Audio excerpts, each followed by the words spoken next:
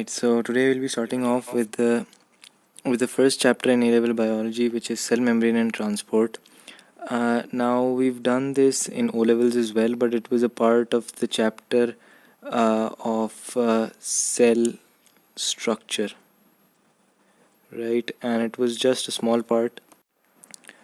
So it was a small part of the chapter, and all we learnt in O-levels was that it was made up of lipids and proteins. We didn't learn the types of lipids and proteins present inside. We learned that the width was 7 nanometers, and we learned that it was partially permeable membrane. We didn't know how it became partially permeable. That was more of a rote learned concept, but that is what we learned in A levels. However, these things that had been stated in O levels will stand as they are. So let's start off with the first thing in A level biology, which is the fluid mosaic bilayer model, right? So it's usually asked as describe the term fluid mosaic or describe the fluid mosaic bilayer model, and usually one mark is for fluid and the other mark is for mosaic. Now why it's fluid is because the phospholipid molecules that are present inside, they can diffuse freely sideways in the monolayers. Now I'll tell you what that is. So you see right here I've showed a picture of the cell membrane. So these many things that you see right here, these are phospholipid molecules, right? These are phospholipid molecules. These things, larger things embedded internally, are uh, are proteins, and these yellow things you see are cholesterols. This is what we'll mostly be dealing with throughout this chapter. So first of all, phospholipid molecules. Now it's called fluid because the phospholipid molecules can diffuse freely in the monolayers. This is one monolayer, this is another monolayer, right? So they can easily diffuse within the monolayers as they are in a fluid nature. And the mosaic actually means random. So the proteins right here that I've shown, they're embedded into the bilayer in a mosaic pattern. So we can take this example of the cell membrane as icebergs in the sea. So if the sea is phospholipid molecules, the iceberg can be the protein molecule, right? So that's how we can compare it to an iceberg. So this is a small note that I've written. You can copy it down. You can pause the video and copy this down. This will explain you in detail why it's called. It's basically the same thing that I've stated. Right. So moving on, we'll be starting off with what a cell membrane is actually made up of. What are the phospholipid or the lipid molecules made up of? So they're basically simple lipids is the next heading that we'll be studying, or as we can call it in a biological term, triglycerides, right? Now we've learnt what a glycerol is, right? This is made up of one glycerol and three fatty acids. Now these I'll explain in a bit detail. Don't worry about that. So one glycerol and three fatty acids combine to make one simple lipid, which is a triglyceride, and three H2O molecules are released, right? So I'll show you how. Now this is one glycerol.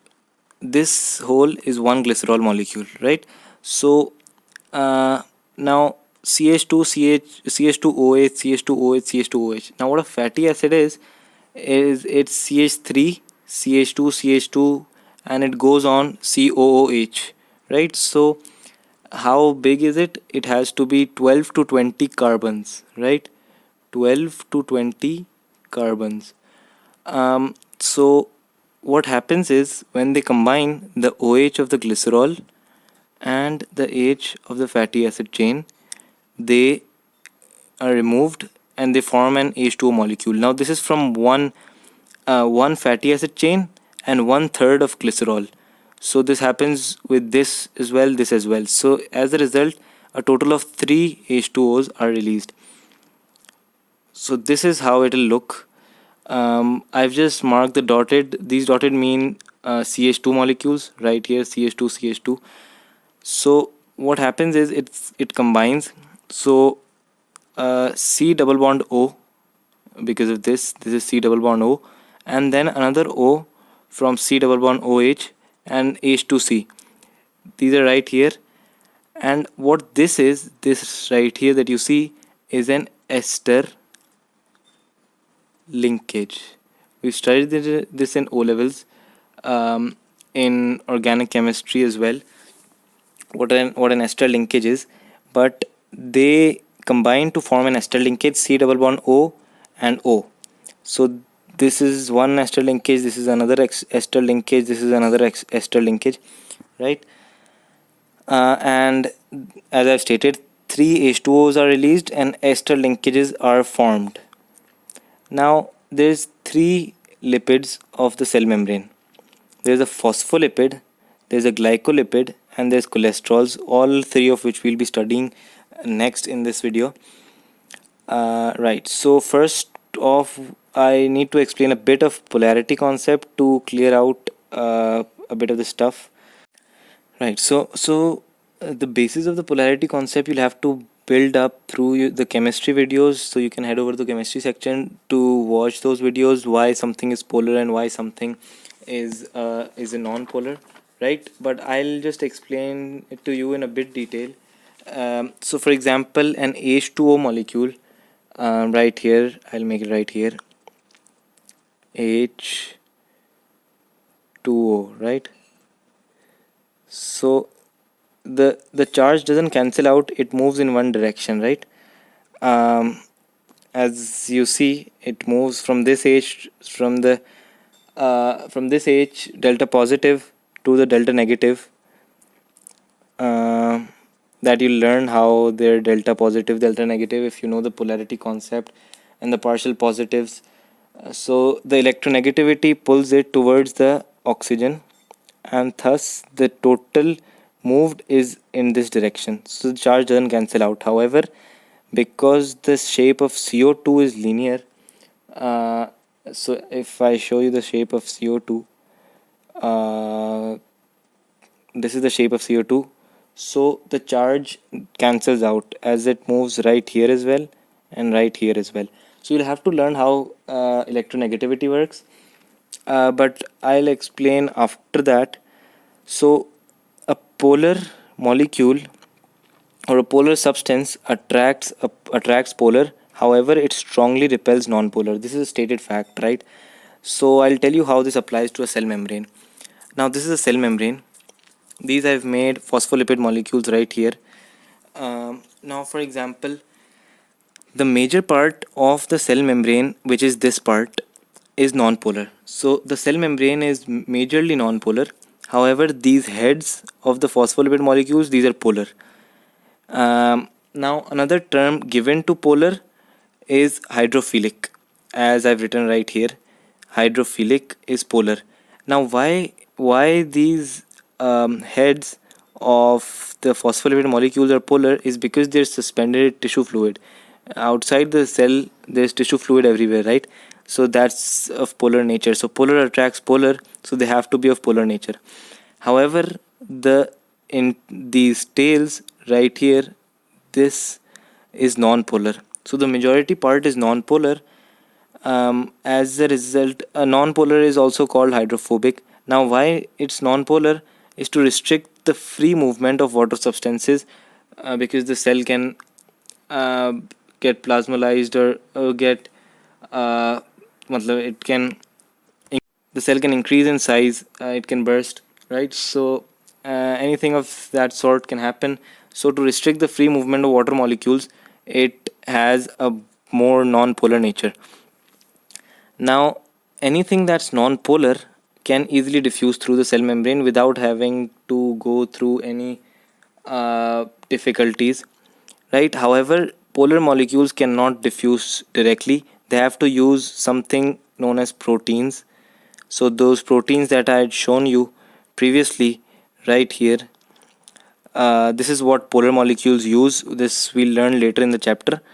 Transport proteins are what polar molecules use to travel throughout, right? So this is why the major part of the cell membrane is non-polar and a lesser part is polar. Now moving on, we have phospholipid, we have glycolipid, and we have cholesterol.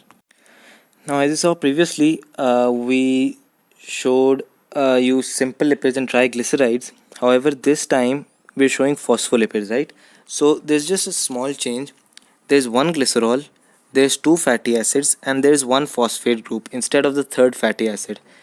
So if we see the diagram right here, so if we see closely, right here, the phospholipid, as we see, has one glycerol present. So the glycerol right here doesn't change.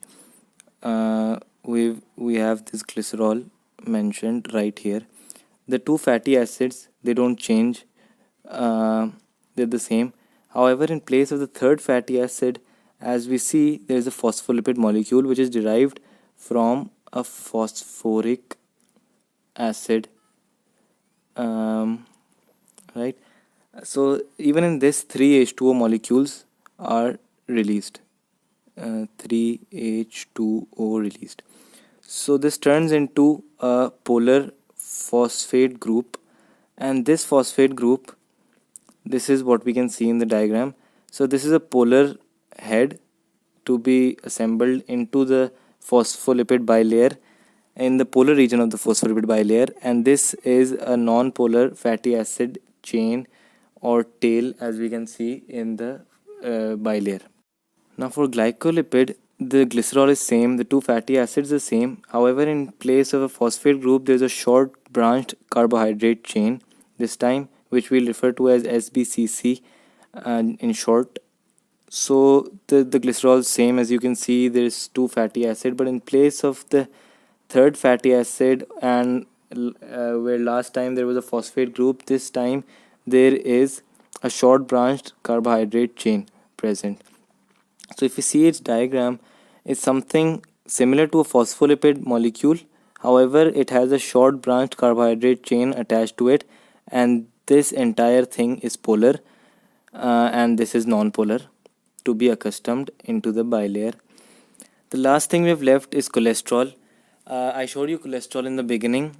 So this cholesterol are these things right here. They're present. They're also a form of lipid of the cell membrane.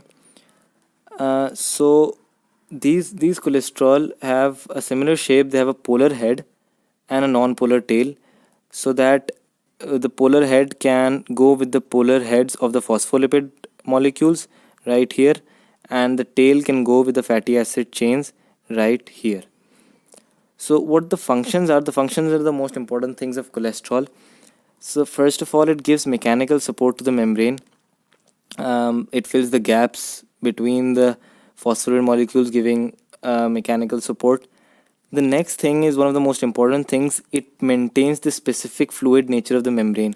It helps the membrane and prevents it from becoming too fluidy or too much solidified, right? So it helps to maintain a balance in the fluid nature of the cell membrane. And the last function is that it helps reduce permeability of the cell membrane, because it attaches right here, for example. So it helps to reduce the permeability, to not allow all types of ions to easily cross the membrane without any restrictions. So that is where we'll end today's video. I'll just recap a bit of what we've done today. So starting from the beginning, we did what a fluid mosaic bilayer is. It's fluid because the phospholipid molecules can diffuse freely within the monolayers, and it's mosaic because the proteins are embedded in a random pattern. This is a note right here. Then we learned about simple lipids, which is triglycerides as well.